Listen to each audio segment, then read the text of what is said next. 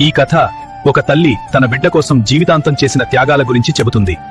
తన బాధలను దాచుకుని తన కొడుకు సంతోషంగా ఉండాలని అమ్మ చెప్పిన చిన్న అబద్ధాల కథ ఇది. అమ్మా, నీకు ఆకల్లేదా?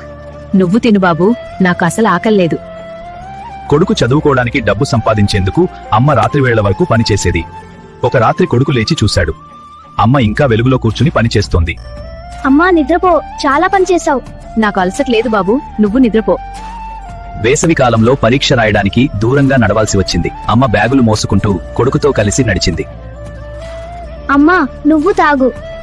నువ్వే తాగు బాబూ, నాకు దాహం లేదు. కొడుకు చదువు పూర్తి చేసి ఉద్యోగం పొందాడు. అతను ప్రతి నెల అమ్మకు డబ్బు పంపడం ప్రారంభించాడు.